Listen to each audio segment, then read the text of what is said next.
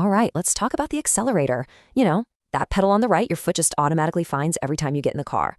It's pure muscle memory, right? But what if I told you that this simple control is probably one of the most used, yet least understood parts of your entire vehicle? Well, today, we're going to change that. I mean, really think about it for a second. Is that pedal just an on-off switch? Press for go, lift for not go? Because if that's how you see it, you're missing out on so much. That's kind of like having a brand new smartphone and only using it to make phone calls. There is a whole world of control, efficiency, and safety that you're just leaving on the table. And this quote right here, it just nails it.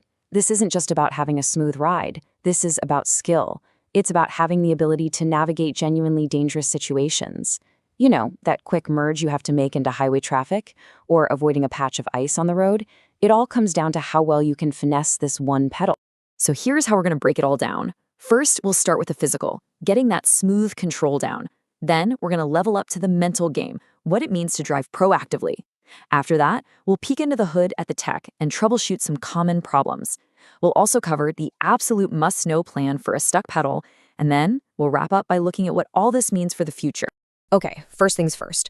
Before we can even get into strategy or technology, we have to get the basics right.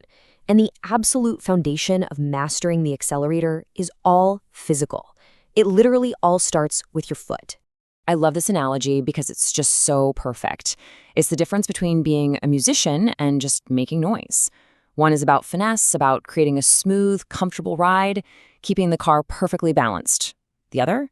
It's just chaos. It's inefficient, it's uncomfortable, and man, it puts a ton of unnecessary stress on your car. And that stress isn't just on your car's parts, it's on your wallet. The data is super clear on this. Aggressive driving, flooring it from every green light just to slam on the brakes at the next one, that can tank your fuel economy by as much as 30%. 30! That's like throwing away a $10 bill every single time you fill up. It adds up fast. So let's just lay it out, side by side. Smooth inputs, you get efficient fuel use, minimal wear and tear on your engine and transmission, and a comfortable ride for you and anyone else in the car. But aggressive inputs, you're just wasting fuel, putting a ton of strain on the whole drivetrain, and trust me, nobody enjoys that jerky, unpleasant ride. So how do we build that good muscle memory? Well, it really just boils down to these 3 habits. First, modulate your input. That just means you're always making these tiny little adjustments with your foot based on the road. Second, think of your gas and brake pedals as a team. As you ease off the gas, you can gently get on the brake for a super smooth stop. And finally, this is a big one. Avoid riding the pedal. If you're not actively trying to accelerate, get your foot off of it. Okay, so once you've got the footwork down, it is time to level up. We're moving from your foot to your brain. This is where we stop just reacting to the car 5 feet in front of us and start actually thinking ahead. The big idea here is something called anticipatory driving. It sounds a little fancy, but the concept is dead simple. It means you stop staring at the bumper of the car you're following and you start scanning as far down the road as you can see, trying to predict what's going to happen next. And when you start doing that, it translates into a few key habits. See that red light way up ahead? Don't race towards it. Ease off the gas now and just coast. Every now and then, glance at your tachometer. Most engines have an efficiency sweet spot, usually somewhere between 1,500 and 2,500 RPMs, where they're just happy.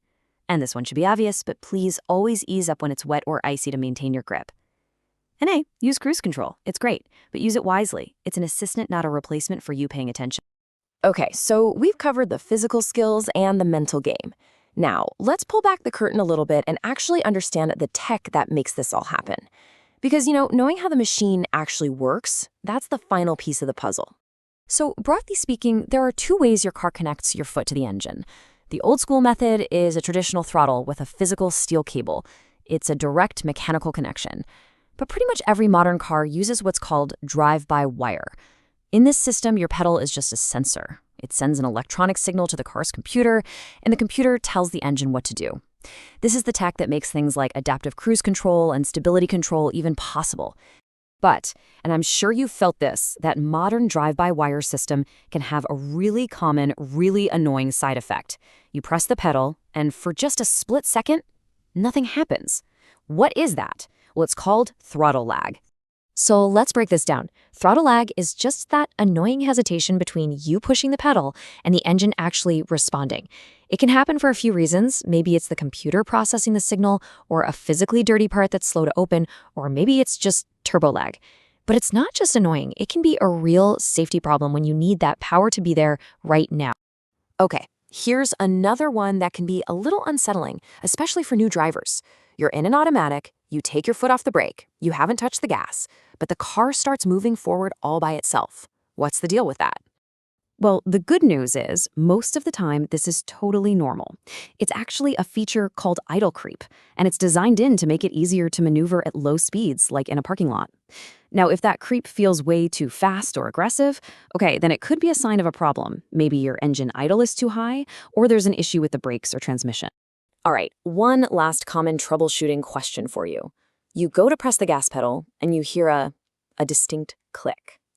Look, any weird sound coming from a primary control is something you definitely shouldn't ignore. So what could that be? Honestly, it could be something super simple, like a tiny rock or some other junk that's gotten stuck in the pedal mechanism. But it could also be a sign of something more serious: worn out parts, a frayed cable in an older car, or an issue with the throttle body. The rule of thumb here is really simple. If you take a quick look and don't see anything obvious, it's time to let a professional check it out. Okay, we need to shift gears now and talk about something really serious. A scenario that we all hope we never, ever face. We've talked about what's normal, but what happens when things go catastrophically wrong?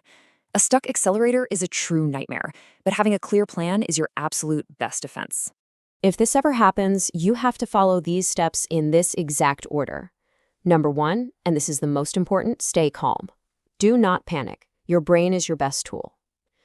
Number 2, immediately, and I mean immediately, shift the car into neutral.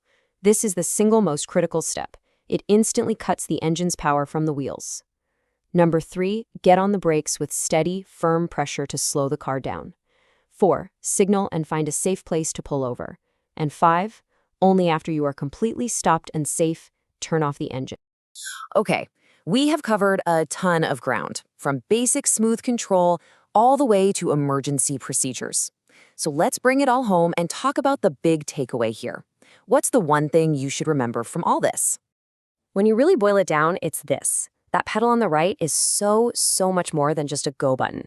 Learning to master this one single control is probably the cornerstone of becoming a truly great driver. It's your most direct connection to your safety, to the money in your wallet, and to your overall confidence behind the wheel.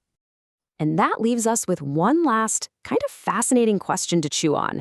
As our cars get smarter, more digital, more automated, what does that mean for us, for the actual driver?